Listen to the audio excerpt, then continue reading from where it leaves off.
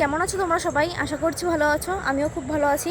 আর সকলকে জানাই শুভ দীপাবলি। আর এখন ব্যাকগ্রাউন্ড থেকে অনেক মিউজিক আসবে, চারিদিকে গান বাজছে নানান ধরনের, তো ওগুলো তোমরা কেয়ার করো না। তো এখন আমি ছাদে এসেছি, এই মোমবাতিগুলো এখন ছাদের চারিপাশ থেকে লাগাবো, সন্ধ্যেবেলা যেহেতু লাগাতে হবে। আর ওপাশে জল ভরে রেখেছি, গাছগুলো না এখন জল দেবো। তো বালতিতে জল ভরে রেখেছিলাম, এখন এখানে জল দেবো। আর দেখো আমাদের বাড়িতে কত অ্যালোভেরা গাছ। আর এরপরে মোমবাতিগুলো লাগাবো।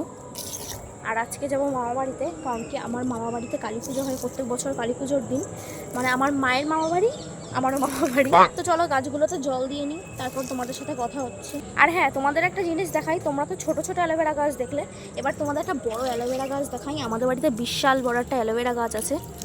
আর এই দেখো আমাদের এখনো পেছনের মাঠে জল কমেনি, বৃষ্টির সেই জল এখনো রয়েছে।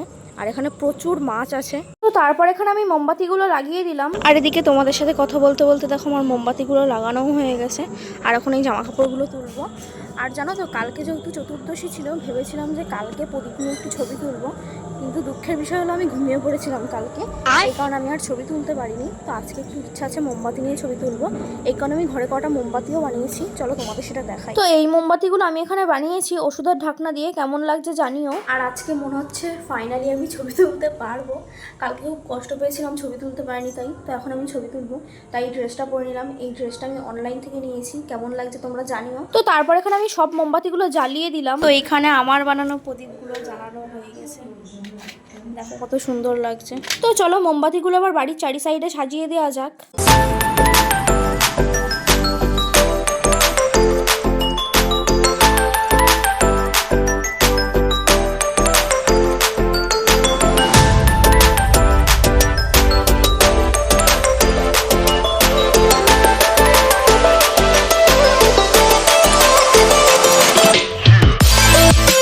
এই জামাটা পরে এত গরম লাগছে, তার উপর চুলটা খোলা ছিল, আরো গরম লাগছে।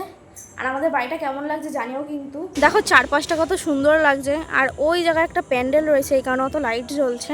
আর আমি ছাদে এসেছি দেখতে যে মোমবাতিগুলো নিভে গেছে নাকি, কারণ কি এখানে কারেন্টের তার রয়েছে, কিছু একটা হয়েই যেতে পারে। কিন্তু মোমবাতিগুলো এখন একটু একটু জ্বলছে। আর তোমাদের একটা জিনিস দেখাই, দেখো এখনই শিউলি ফুল ফুটে গেছে, কত সুন্দর লাগছে। তো কয়েকটা কাজ ছিল, সেগুলো করে আমি এখন চোখ মুখ ধুয়ে আসলাম, কারণ কি এখন আমি হবো রেডি। তো এখানে আমার মেকআপটা কমপ্লিট, এবার ড্রেস পরবো আর হেয়ারটা ঠিক করবো, তাহলে আমি পুরো রেডি হয়ে যাব। তো চলো একদম বেরিয়ে তোমাদের সাথে দেখা হচ্ছে 2000 years later. তো এখানে আমিও পুরো রেডি আর আমার মাও পুরো রেডি। এখানে কেমন লাগছে আমাদের দুজনকে। তো তারপর আমরা তিনজন বেরিয়ে পড়ি মামা বাড়িতে যাওয়ার জন্য।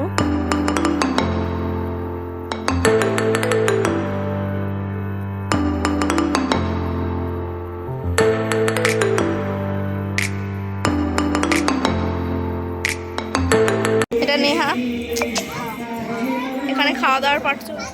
তো এখানে আমরা মামা বাড়িতে চলেই এসেছি, আর এসেই দেখি এখানে দিদা বাজি ফাটাচ্ছে। তো চলো এবার তোমাদের মন্দিরটা দেখাই।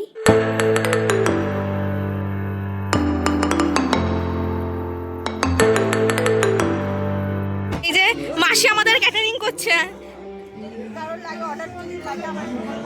হ্যাঁ, আমরা পরে কন্ট্যাক্ট নাম্বার দিয়ে দেবো। আর এই যে বাড়ির লোক ফার্স্ট ব্যাচেই খেয়ে নিচ্ছে, আমার হাত যাচ্ছে। তারপর এখানে মাসি আমাকে দুগাল রাইস খাইয়ে দিয়েছিল, কারণ কি সন্ধ্যাবেলা কিছু খাওয়া হয়নি, তাই প্রচুর খিদে পেয়ে গেছিল। এই হচ্ছে চা, আমরা এখন চা খাবো। তুই একা খাচ্ছিস আর কেউ খাচ্ছে? মানে আমি এখন চা খাবো। মিথ্যে কথা বলে। তো যাই হোক, তারপর একটু বোনদের সাথে ছবি তুলছিলাম আর অনেক গল্পও করলাম। আমাদের দুই বোনের গসিপ চলছে। বাড়ির কোনো অনুষ্ঠান থেকে আমরা দুজন একসাথে বসে পিএনপিসি করি, এখনও সেটা করছি। ঘরে কেউ নেই, আমি আরও পিএনপিসি করছি। তো তারপর অনেক রাত হয়ে গেছিলো, তাই আমরা দুজন খেতে বসে পড়েছিলাম, মানে আমি আর বোন। আমাদের স্কিপ করে চলে গেছে, আমাদের আলুর দম দেয়নি, তাই শুধু শুধুই খেয়ে নিচ্ছে। তা আবার খালি গামলা নিয়ে এসছে গাইস। আর সব শেষে ছিল চাটনি। আর তোমরা তো মেনুটা দেখলেই। আর খেয়ে উঠে দেখলাম আমার মামার ছেলে এসছে, তো ওকে আমি একটা চকলেট দিয়ে একটা চুমু দিতে বললাম, বাট ও আমাকে চুমুর বদলে একটা চট দিয়ে দিল। যাই হোক, ওটা আর তোমাদের দেখালাম না। আর যখন 11:30 বাজে তখন ঠাকুরমশাই এসছে, তারপর বাবা আর মামা মিলে ঢাক বাজাচ্ছিল। আর দেখো আমি জুতো পরিষ্কার করেছি। তো যাই হোক, তারপর চলে আসলাম আমি একটুখানি খাবার দাবার দেওয়ার জন্য, মানে ক্যাটারিং এর কাজ করছিলাম। তোমাদের যদি প্রয়োজন হয় আমাকে বলতে পারো। যেহেতু অনেক রাত হয়ে গেছিল, প্রায় 1-1:30 বাজে, তাই আমি ড্রেসটা এখানে চেঞ্জ করে নিলাম। ঘড়ির কাঁটায় বাজে 2টো, এখনো পুজো শুরু হয়নি, আমরা বাইরে বসে আছি। দেখলে বাজিগুলোর কি আওয়াজ, আর এখানে তো আমার ভাই শুধু আমার কানের ধারে বাজি ফাটিয়ে যাচ্ছিল। আর সত্যি কথা বলতে এই পুরো ভ্লগটা আমার রিয়েল ভয়েস দিয়ে বানানোর ইচ্ছা ছিল, কিন্তু এখানে যেহেতু অনেক গান বাজছিল এই কারণে আমি আমার রিয়েল ভয়েসটা দিতে পারলাম না। আর এখানে যখন 3:30 বাজে তখন পুজো একটু ব্রেক দিয়েছে। তো চলো আজকের মতো এই পর্যন্তই। ভিডিওটা ভালো লাগলে চ্যানেলটিকে সাবস্ক্রাইব করে দিও।